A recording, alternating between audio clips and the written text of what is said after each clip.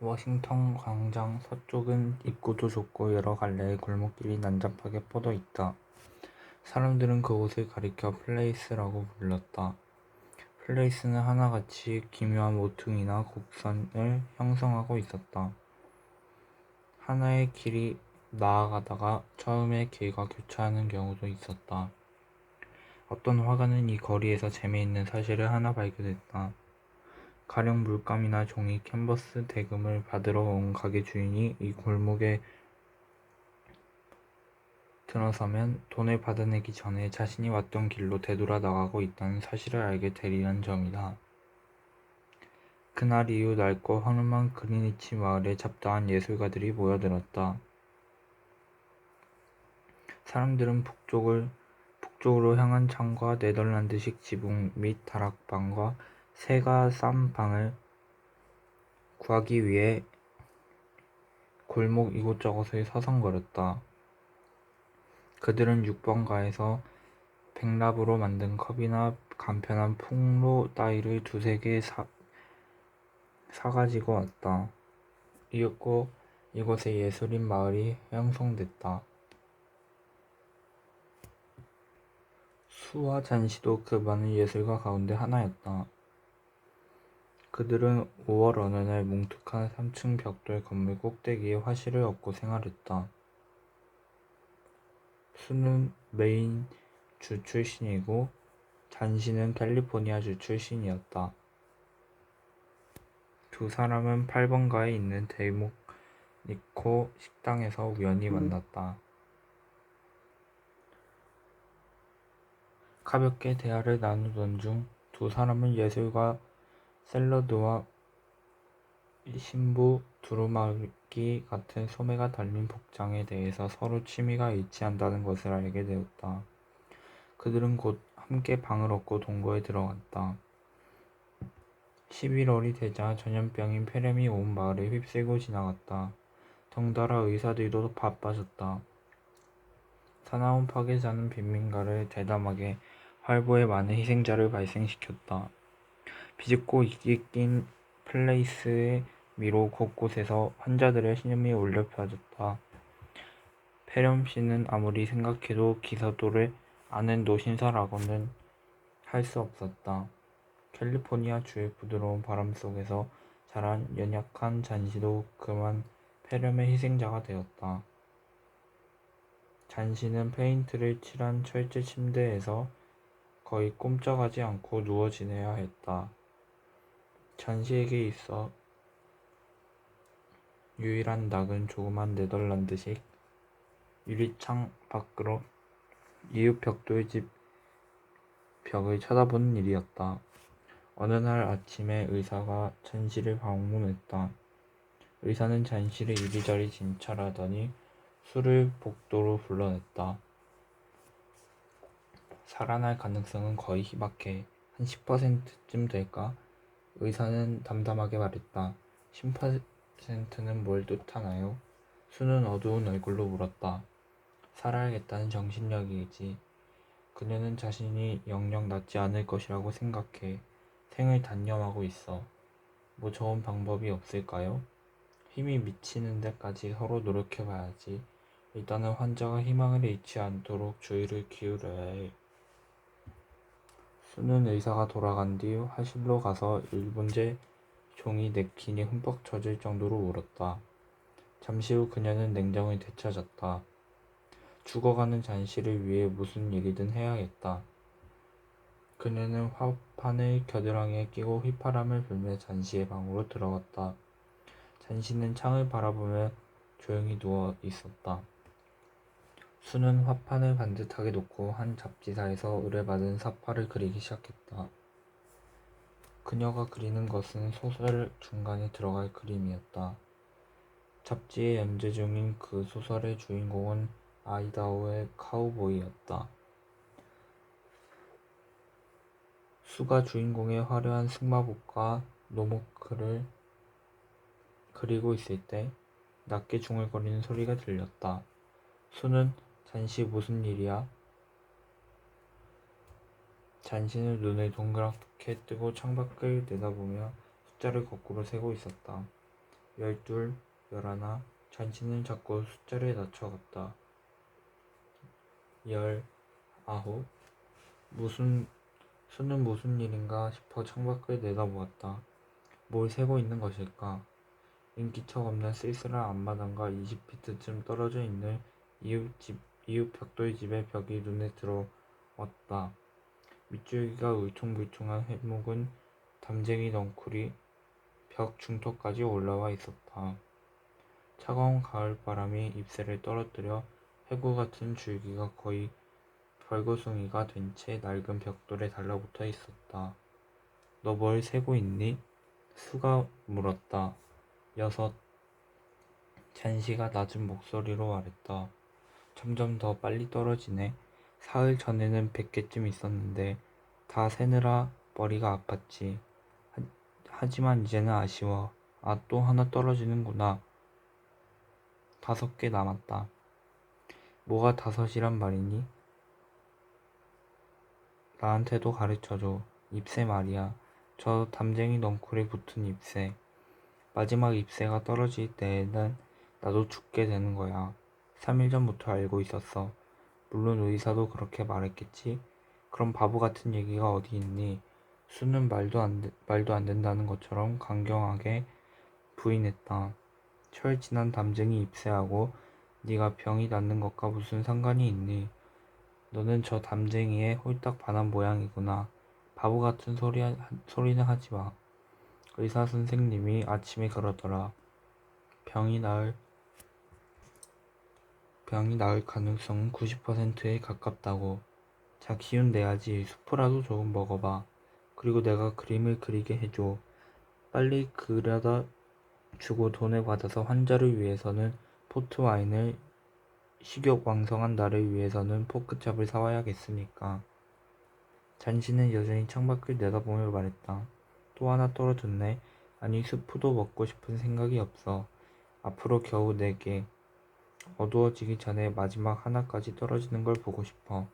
그러면 나도 가는 거야.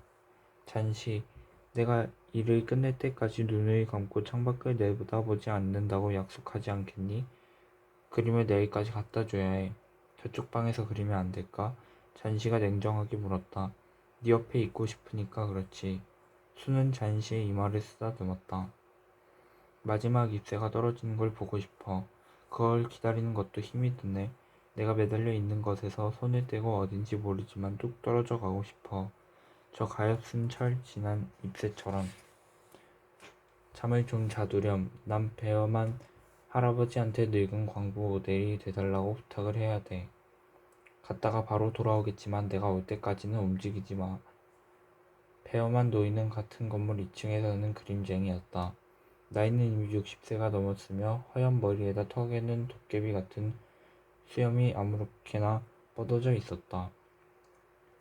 그는 예술의 낙오자였다.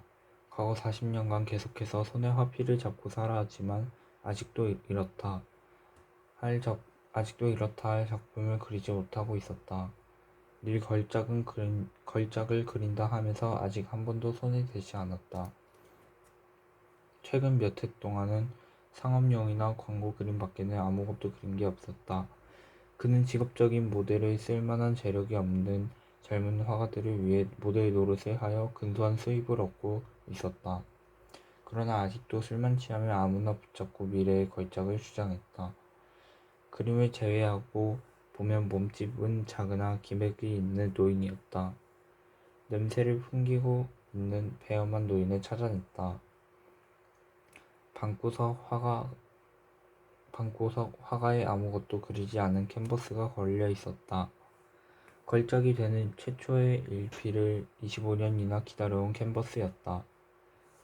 수는 배엄한 노인에게 잔시가 담쟁이 잎새가 다 떨어지면 자기도 죽는다고 말했는데 그러다가 정말 생명을 지탱하는 힘이 빠져서 저 가운데 담쟁이 잎새처럼 허공으로 날아가는 건 아닌지 겁이 난다고 말했다. 듣고 있던 배엄한 노인의 눈에 눈물이 고였다. 노인은 커다란 소리로 잔시의 어리석은 공상을 비난했다. 뭐라고? 담쟁이 잎새가 다 떨어지면 자기도 죽는다고? 그럼 바보가 어디 있어? 그런 얘기는 듣지도 못했다. 겨우 그런 얘기나 전하자고 나를 찾아왔나? 수는 배엄한 노인에게 늙은 광부 모델이 돼달라고 부탁했다. 더욱 가관이군. 나더러 폐인이 된 늙은 광부의 모델이 되라고? 왜 하필이면 그런 게 되라는 거야? 딱 질색인걸? 그건 그렇고 잔씨가 정말로 그런 생각을 하고 있다면 큰일이군. 아주 낙담하고 있어요. 열이 높으니까 기분이 들떠서 자꾸 이상한 생각이 드나봐요. 괜찮아요. 배엄한 할아버지.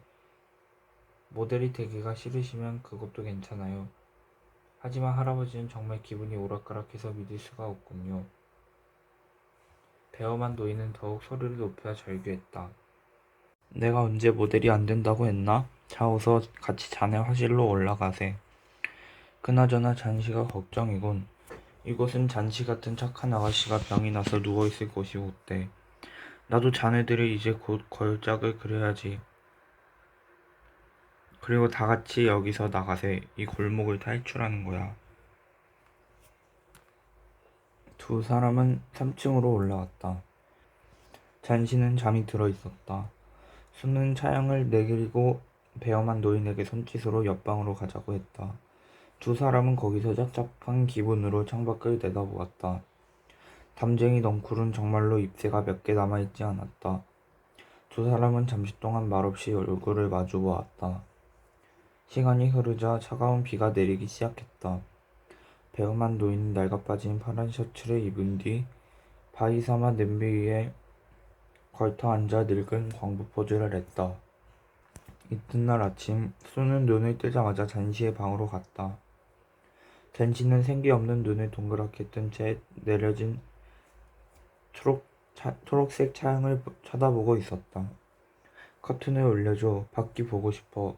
잔씨는 나지막한 소리로 말했다. 수는 어쩔 수 없이 부탁을 들어주었다. 한데 이게 웬일일까? 밤새 쉬지 않고 사나운 비바람이 휘몰아쳤는데도 담쟁이 넝쿨에는 잎새 하나가 여전히 달라붙어 있지 않은가? 그것은 넝쿨에 달린 마지막 잎새였다. 잎새 아래쪽은 거무스름한 초록색이고 가장자리는 노랗게 물들어 있었다. 그 마지막 잎새는 땅에서 20피트쯤 올라간 줄기에 용감하게 매달려 있었다. 마지막 한 잎이네. 잔씨가 말했다. 밤사이에 꼭 떨어질 줄 알았더니 용케 견뎠군. 오늘은 떨어지겠지. 그리고 나도 같이 죽어가겠지. 멀고 먼 신비의 여행을 떠날 준비를 하는 사람처럼 그녀의 표정은 고요했다. 이제 달랑 잎새 하나가 남지 않았는가.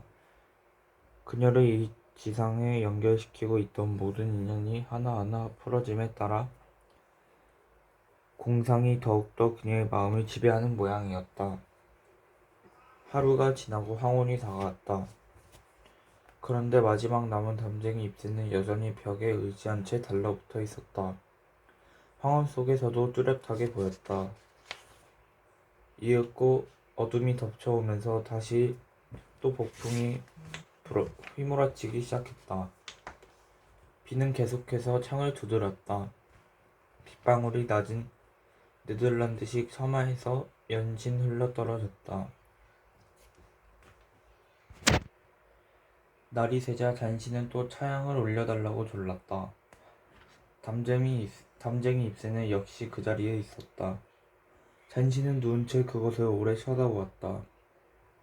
그러다가 가스 난로 위에 놓인 냄비 안에 닭고기 수프를 휘젓고 있는 수를 불렀다. 내가 잘못 생각했었나 봐. 잔씨가 말했다. 뭐를? 뭔지 모르지만 저기에다 마지막 잎새를 하나를 남겨둬서 내 생각이 잘못이라는 걸 가르쳐 주려고 하는 모양이야. 이젠 알겠어. 죽기를 원한다는 건 일종의 죄악이야. 자, 수프를 조금 줘. 밀크, 포도주를 탄 것도. 그리고 베개를 두세 개 등에 받치고 앉아서 내가 아침 차리는 걸 보고 싶어. 1시간쯤 지난 후 잔씨가 말했다. 언젠가는 나폴리만을 그릴 수 있을 것 같아. 오후에 의사가 찾아왔다. 의사가 돌아갈 때는 수는 구실을 만들어 복도에 나왔다. 많이 좋아졌군. 이젠 희망이 반반이라고 할까? 의사는 수의 손을 잡고 말했다. 간호만 잘하면 당신이 이길 거야. 나 아래층으로 가서 새로 발병한 환자를 봐야 돼. 베어만 일하는 사람인데 그 역시 폐렴이야. 나이도 많고 몸도 약해. 갑자기 병이 난 모양인데 글쎄 어려울 것 같군. 그러나 좀 편하게 누워있도록 오늘 입원시킬 작정이야. 그날 오후 잔씨는 침대에 누운 채 파란 털실로 별로 필요하지도 않을 것 같은 목도리를 뜨고 있었다. 그때 수가 와서 그녀를 끌어안았다. 내게 할 얘기가 있어. 말해봐, 수. 배엄한 할아버지가 오늘 폐렴으로 돌아가셨어. 어제 아침에 관리인이 할아버지 방에 가보니까 신음을 하고 있더래. 구두를 신은 채 누워 있었는데 옷이 모두 젖어서 온몸이 얼음처럼 차갑더래. 그렇게 비바람이 사나웠던 밤에 어디를 갔다 왔는지 아무도 몰랐다나. 그런데 아직도 불이 켜져 있는 랜턴, 헛간에 끌어온 사닥다리, 화필 두세 자루, 그리고 초록색, 노란색 물감을 녹인 팔레트가 방 안에 흩어져 있더라는 거야. 창밖을 보렴. 벽에 붙은 담재기 마지막 잎새를 바람이 부는데도 꼼짝도 안 하잖아. 전혀 흔들리지 않아. 잠시, 저게 바로 배엄한 할아버지의 마지막 걸작이었던 거야. 마지막 잎새가 떨어진 그날 밤 할아버지는 벽에다 잎새를 그리고 있었던 거라고.